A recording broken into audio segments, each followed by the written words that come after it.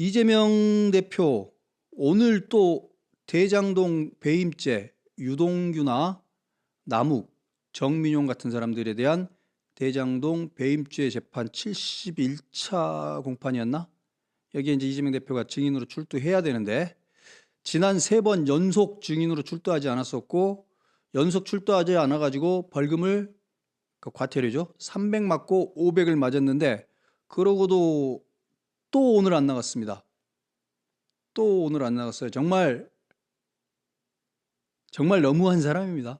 법을 지키라고 남한테 말할 자격조차 없는 사람입니다. 오늘 또 안 나갔고요. 오늘 안 나가고 나서 뭐라고 했을까요? 안 나갔을 때 오늘은 또 사유서는 제출한 것 같아요. 불출석 사유서를 제출했는데 뭐라고 그랬냐면 성남FC 백현동 대장동 사건으로 기소됐고 그 외에도 여러 차례 기소가 이루어져 의정활동에 심각하게 여러 방해를 받고 있다. 최근 공직선거법 위반 혐의 사건 항소심에서 무죄가 선고된 점도 언급했다. 이게 뭔 상관입니까? 이런 것들을 본인의 불출석 사유서에 썼다 그럽니다. 근데 정말 두렵습니다. 겁납니다. 겁나. 증인으로 출두도 안 하고 있는데 본인 재판은 출두할까요? 그보다 더 깝깝한 거는 이 정도로 증인 출두도 안 하는데도 불구하고 할 수 있는 게 별로 없다는 게 문제입니다. 재판부가 할 수 있는 일이라고는 7일간 감치하거나 강제로 이제 데려오는 거잖아요. 강제로 데려오는 건데 이게 또 민주당이 발빠르게 임시국회를 내일부터 또 열어놨습니다. 국회 회기 중에는 국회의원은 불체포 특권이 있기 때문에 아마 체포 동의를 받아야만 데려갈 수 있습니다. 뭐 민주당이 그런 거 해줄 리가 없죠. 그래서 이재명은 이제 재판의 증인으로도 안 나가는 겁니다. 근데 말씀드렸다시피 이 재판이 그냥 재판이냐?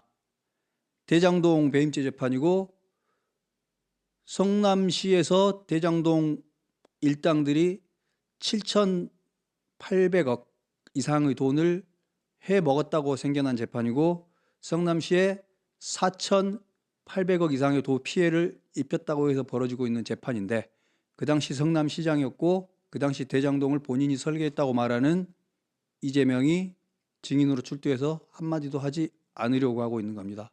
상당히 본인이 법 위에 있다고 생각하는 것 같아요. 사실상 본인이 이미 대통령입니다.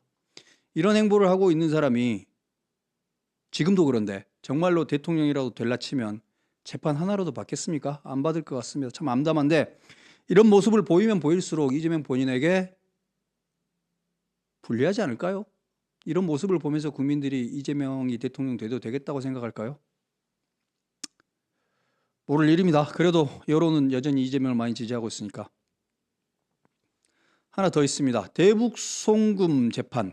여기 이제 이거는 이재명 본인이 피고인입니다. 대북 송금 제3자 뇌물. 이거는 상당히 엄중한 겁니다. 북한의 돈을 상당한 돈을 건넨 거니까요.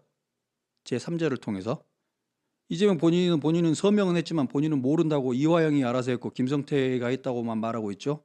이재명은 모든 범죄를 본인은 모르고 본인이 설사 서명했을지언정 본인이 모르고 본인 아랫사람들이 다 아는 걸로 돼 있는데 참 편안한 사람이에요. 아무튼 간에 이 재판이 작년 6월 달에 검찰이 기소를 했고 작년 6월 달에 기소를 했고 그 뒤에 이재명 대표의 재판이 진행돼야 되는데 재판부 기피 신청을 했었고 기피 신청 1심, 2심, 3심 거쳐서 최종적으로 각하가 된 그 내용을 이재명에게 전달하는 과정에서 폐문부전이 뭐니 해가지고 그것도 한 몇 개월이 걸렸죠.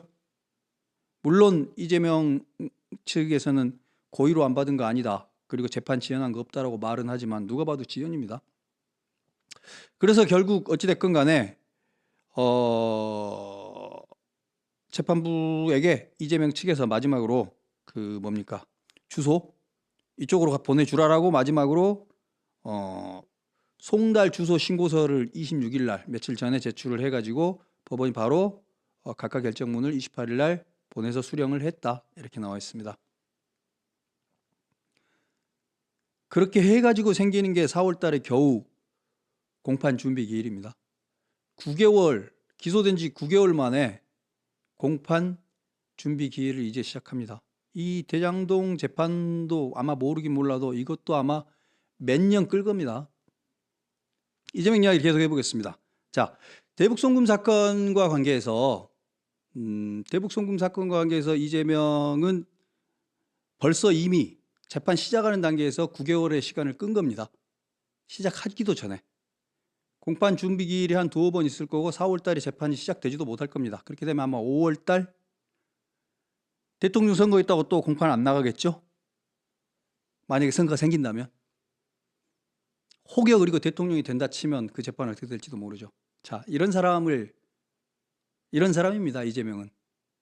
이렇게 아나무인으로 대북송금 재판을 안 받잖아요. 대장동 재판인들 다르겠습니까? 그리고 법인카드 재판인들 다르겠습니까? 자, 이런 사람을 책임 있는 정치를 할 수 없는 사람이니까 이런 사람을 그런 자리에 가지 않도록 만드는 게 저는 정의라고 생각합니다. 이건 윤석열이 잘못했으니까 이재명이 옳다 이렇게 단세포적으로 보지 마시고요. 윤석열 대통령이 죄가 있다면 윤석열 대통령의 죄를 윤석열 대통령 본인이 받으면 됩니다. 그렇다고 해서 이재명의 죄가 없어지는 건 아닙니다. 계엄 옹호 세력이 죄가 있으면 계엄 옹호 세력의 죄를 물으면 되는 거고요. 그렇다고 해서 이재명의 대북송금 재판을 안 해도 되는 건 아닙니다. 이재명의 법인카드 재판을 안 해도 되는 것도 아니고요. 그렇죠? 그렇다고 해서 이재명이 재판 요리조리 피한 사실이 없어지지도 않습니다. 앞집 사람이 소매치기를 했다고 해서 옆집 사람의 강도가 없어지지 않습니다. 그렇죠? 강도는 강도대로, 소매치기는 소매치기대로.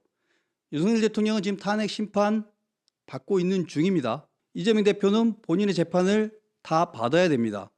그렇잖아요. 그게 뭐 제 말씀이 뭐가 틀린 게 있을까요? 왜 이재명 대표 재판 받으라는 말이 이렇게 기분 나쁜 말인지 모르겠는데 재판도 안 받는 사람이 우리나라에서 대통령 선거에 출마할 자격이 있다고 생각하십니까? 저는 없다고 생각합니다.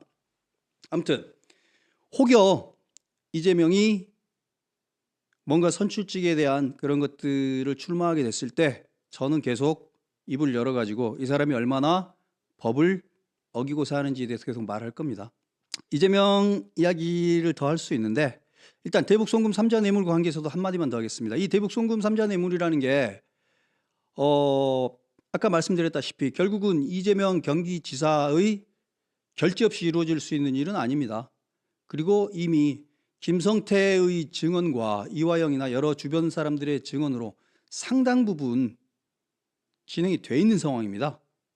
특히 이화영의 3심까지가 이제 끝나가는 상황이잖아요. 이렇게 됐기 때문에 이재명 대표 이 재판 시작하면 오래가지 않아서 바로 들어갈 수도 있습니다. 그러니까 두려워서 피하는 거겠죠. 이렇게 피한다고 피해지는 게 아닙니다. 뭐 지연된 정의는 정의가 아니라는 말도 있습니다만 동시에 정의의 순간은 결국 옵니다. 죄를 지어놓고 죽을 때까지 자기가 지은 죄를 도망 다닐 수 있을까요? 그런 사회가 좋은 세상인가요? 저는 그렇다고 생각하지 않습니다. 교육적으로도 좋지 않습니다. 죄를 지었는데 권력이 있으면 그 죄값을 받지 않아도 된다라는 아주 나쁜 사례를 온 국민에게 교육하게 됩니다. 만약에 이재명 같이 재판 여러 개를 받아도 되는 사람이 받아야 하는 사람이 권력을 잡게 돼서 그런 재판을 안 받는 사례를 만들어 놓는다고 보십시오. 그러면 대한민국의 모든 도둑, 강도, 사기꾼, 교사범 이런 자들 전부 정치하려고 나서지 않을까요? 그런 자들이 전부 정치하러 나서는 세상이 좋은 세상인가요? 그렇지 않잖아요. 왜 이 잣대를 이재명한테는 대면 안 됩니까? 보통 우리 주변 사람들 맞습니다. 동네 통반장도 안 시켜요. 전과 있으면. 그리고 재판받고 있는 사람은 어디 나서지도 않고요. 이재명한테는 왜 이 잣대가 통하면 안 됩니까? 이재명에게도 그 잣대를 대주시기 바랍니다. 에비누님. 정신 차리시기 바랍니다. 이재명 앞에서만 그 잣대가 휩니까? 검찰이 무자비하게 이재명에만 없는 죄를 가져다가 붙인 겁니까? 지금 세상이 그런 세상입니까?